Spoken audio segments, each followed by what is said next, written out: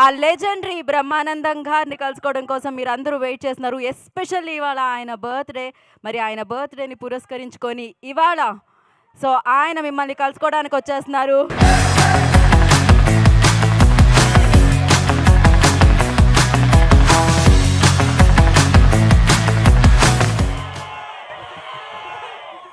Thank you, my dear friends.